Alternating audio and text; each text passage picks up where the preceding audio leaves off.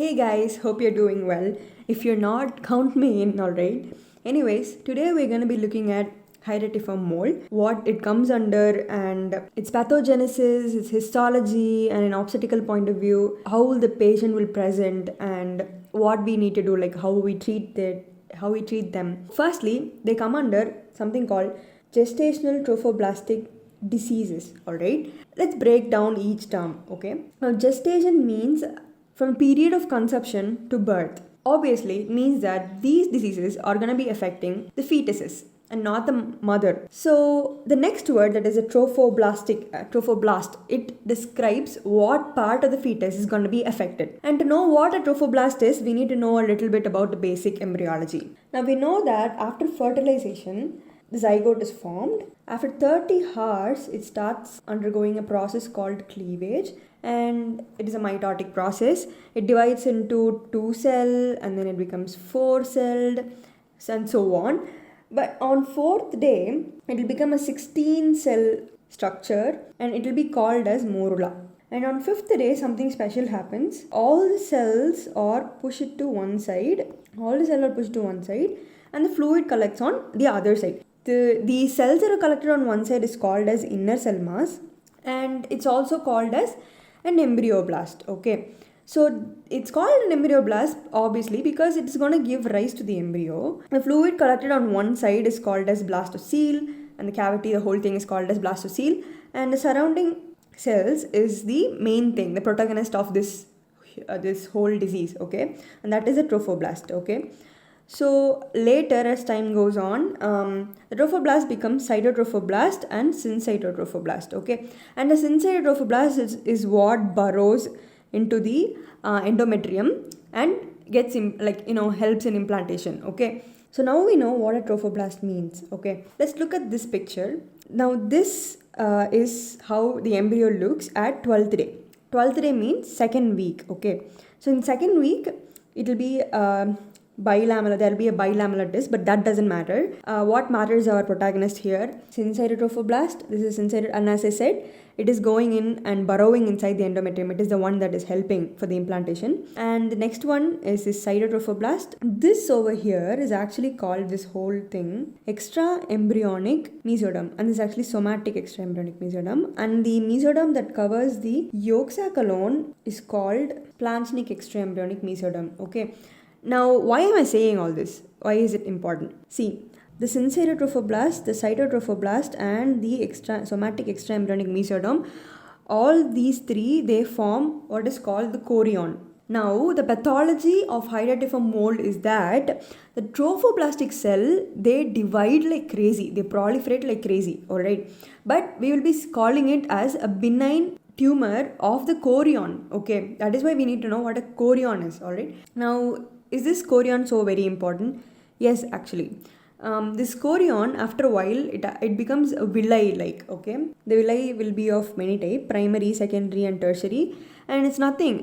Primary just means that it will have only the syncytotrophoblast and cytotrophoblast, and after a while the extraembryonic mesoderm is formed.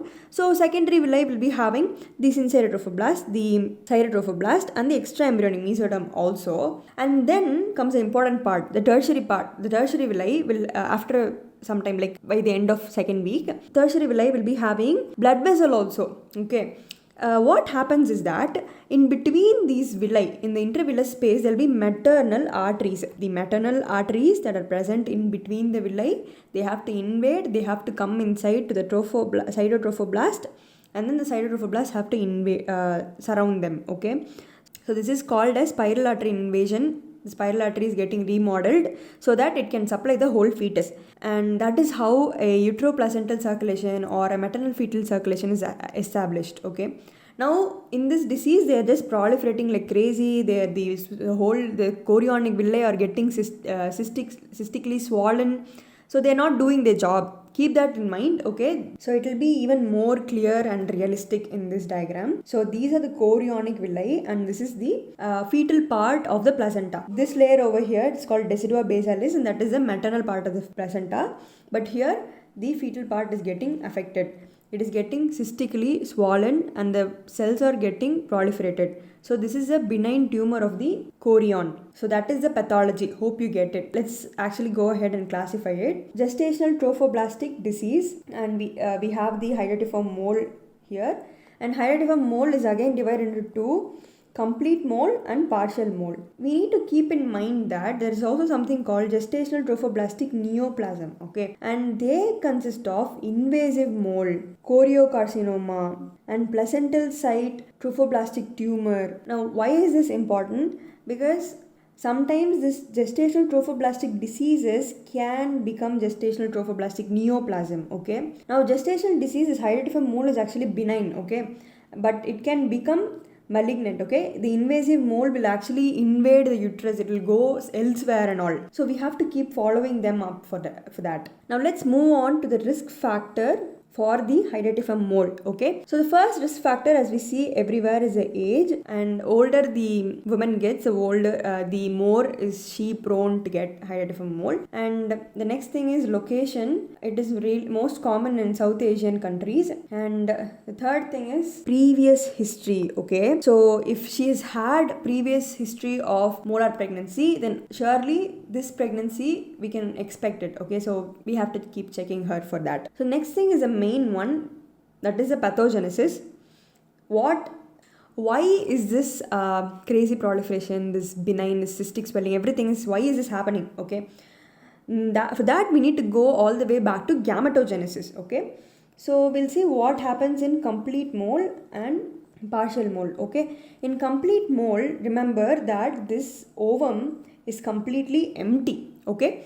And now what's going to happen is, in here either one sperm can penetrate it or two sperm can also penetrate, okay. So if one sperm is going to penetrate, it's going to come, and for example if it is a 23X, it's going to come and then penetrate it and it will reduplicate, okay, to become diploid. So now we'll be having 46XX, and all of the chromosome will be paternally derived, because only one sperm came and the ovum did not have any genetic material at all. That is one possibility that will occur in a complete mole. Now you can ask why even 23Y sperm can come and penetrate, right? Yeah, but we need X for survival, okay. So we don't usually consider YY, alright. So we look at possibilities where there is an X. So next possibility is dispermy, and dispermy is when two sperm penetrate the empty ovum without any genetic material. For example, if the two sperm are going to be 23X and 23X, we'll be getting 46XX, okay. And it can also be a 23X sperm and 23Y sperm, and that will be 46XY, and again YY is not possible. So remember, complete mole, completely empty ovum. So in partial, the ovum will actually have its haploid chromosomes, okay. So it will be having the 23X. Now if one sperm comes along and penetrates, it's actually normal fertilization, right? That's how it happens. So obviously it has to be two sperm over here for it to become an abnormality. So here the sperm will be either 23X and 23X or 23X and 23Y. Anything can happen, and because there are 23 chromosomes, 3 sets of 23 chromosomes that will result at the end, this will result in triploidy, okay. So the possible karyotypes include 69XXY, 69XXX, 69XYY, but this is rare because there are two X's over here, okay. Now we're gonna go ahead and look at the histology picture. Now one look at this picture and you can see there are so many blue dots, right? And the blue dots, it indicates basophilic staining, and the nucleus gets basophilic staining. So these many nucleus indicate there are many cells over there, and that indicates proliferation, crazy proliferation of the trophoblastic cells. Now we have this reference normal histology picture of a chorionic villi over here. We can see there is just one line of cells, right? That is the syncytial trophoblast, and then there is cytotrophoblast, and these are the extraembryonic mesoderm, and there is even blood vessels inside, okay. It's slowly establishing the feto-maternal circulation and all, but here there is no blood vessels at all. All we see is proliferation and these huge grape-like cystic swelling of the villus. So that is the histology. Okay. Next we'll move on to the clinical features. The main clinical feature is bleeding. Okay. There will be a period of amenorrhea and then mother will start bleeding. Okay. And while bleeding, she'll also be passing these grape-like vesicle. We need to remember that it's really hard to diagnose partial mole because all of the symptoms that actually occur are really exaggerated and well defined in complete mole. But in partial, it almost looks normal. Even the grape-like vesicle is not passed in partial mole, okay? But in complete mole, it will be there. And even in complete mole, the other symptoms that we see over here, hyperemesis gravidarum, preeclampsia, why it occurs, I'll tell you in a minute, hyperthyroidism, all of these are very pronounced in complete mole. And usually what happens in partial mole is that after the spontaneous abortion and they do the histopathological confirmation, that is when they realize that the woman has partial mole. So the first one will be bleeding, and the next one is, and the bleeding will be of prune juice appearance in complete mole. And the next one is grape-like vesicle being passed. Hyperemesis gravidarum and hyperthyroidism are due to excess production of beta-HCG, alright. And preeclampsia, we need some spiral artery remodeling to happen in order to establish feto-maternal circulation. Okay. Now we saw in the first introduction itself, I told you that it will not be formed over here because the pathogenesis itself is in the trophoblast only. If you've read preeclampsia before, this is exactly the pathogenesis for preeclampsia. Alright. So since it is not established over here also we get preeclampsia. Okay, so if you do not understand it, we have a video on preeclampsia. If you click the link that just appeared on your screen, you will be able to know more about the pathogenesis as to why preeclampsia occurs. So next we'll go to signs. Now this woman will be bleeding, right? So obviously first thing that we'll be noticing is that she'll be pale and anemic, and because of preeclampsia that may develop, the blood pressure may be increased along with albuminuria. That could be tachycardia, because we saw hyperthyroidism is occurring, and hyperthyroidism is a hypermetabolic state and it can cause tachycardia. Okay, so after general examination is over, we'll be going to the obstetric examination, and here we'll be seeing differences between partial and complete mole. In partial mole, the fetal part some fetal part can actually be palpated, but in complete, no fetal part can be palpated and there will be a boggy feeling. And in partial mole, the fundus is less than or equal to the gestational age, okay? But in complete mole, it will be enlarged more than the gestational age. So, there are a bunch of reasons for why the fundus is enlarged more than the gestational age, right? So this complete hydatiform mole is one of them. So remember that. So after that, we're going to be doing vaginal examination by bimanual palpation because there has occurred bleeding. So we have to check if there is any problems. So when we do bimanual palpation, we will be able to see enlarged ovary. Alright, why is this ovary enlarged? Due to the production of beta-HCG. There will actually be theca lutein cyst in the ovary, which is also well appreciated in complete mole only. But we will not be able to find it by examination alone. We have to do USG in order to confirm that. Okay. With that, after those are the finding in examination. In order to confirm the diagnosis that we arrived from examination, we have to do some investigation. So obviously, we got some clues from signs and symptoms. After that, we have to do transvaginal USG. Now, when we do that, there will not be any, in case of complete mole, there will not be any fetal parts at all. See, there's nothing at all. There's just some snowstorm pattern appearing in this USG, right? So that is a huge finding. So after we do the USG, the next investigation that we have to look for is the beta-HCG. In beta-HCG also, the partial mole will be having a level of less than 10 power 5 international unit per liter. So here also we'll kind of miss it. In complete mole, it will be more than or equal to 10 power 5 international unit per liter.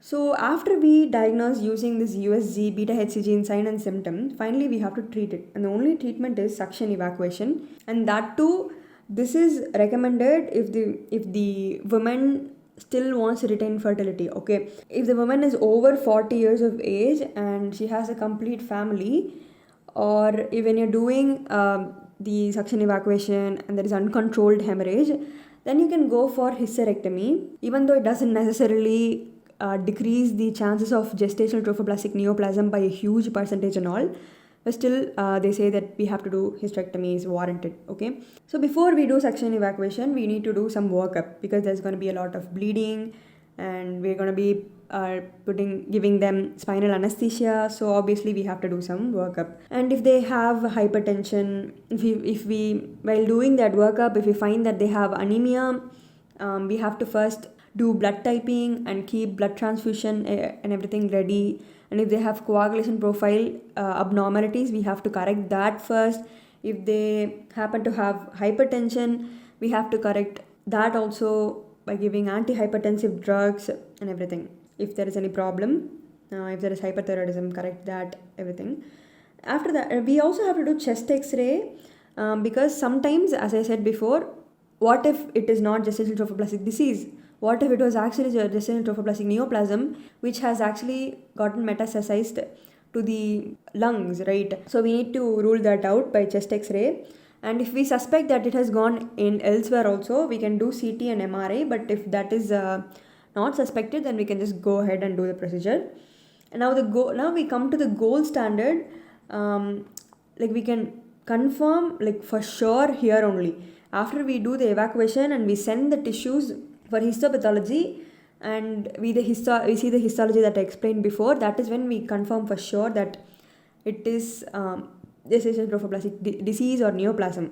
Even then, if you have confusion whether it's partial or complete, we can do immunohistochemistry stain for P57, which is actually present in the maternal chromosomes. Okay, so obviously in complete mole, there will only be paternal chromosomes, right? So in complete mole, this will be absent, but in partial mole, it will be present. So that is how you identify whether it's complete or partial. While doing suction evacuation, we need to remember that there is no need to induce by giving oxytocin and all prior to the cervical dilation, all right?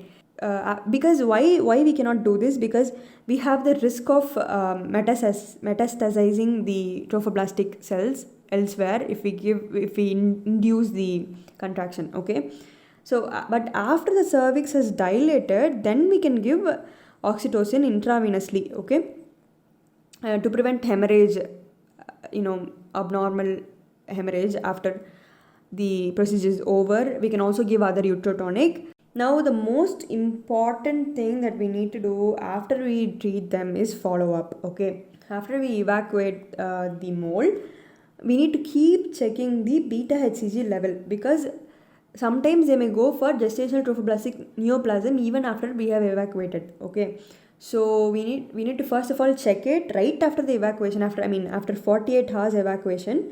And then we need to do weekly till 3 negative values have come up, alright? So after 3 negative values have come up, we need to do once in 2 weeks. And we need to continue doing that for 3 months. And after this 3-month period is over, we have to do monthly once for at least 1 year, okay? So that is how careful we have to be and keep checking them, alright? And the next thing is contraception. The pregnancy is contraindicated for 6 months after this evacuation is done, alright? The type of contraception differs depending upon the beta HCG level. So if the beta HCG level is just trying to become normal, it's not normal yet, then we can use barrier methods, okay? But after it has become normal, then we can use oral contraceptive, combined oral contraceptive, or we can use IUCD. Okay, so this point is important. We have to advise them that they cannot get pregnant for 6 months. Okay, while we are following up, if their beta HCG is not decreasing, it's either plateauing or increasing, then what do? We need to go and check the diagnostic criteria for gestational trophoblastic neoplasia. We need to score them. We need to see what stage they are in, and depending upon the score, we need to treat them. We need to give them chemotherapy like methotrexate, etc. So that was all about Hydatidiform Mole. Hope you liked the video. Take care. See you next time.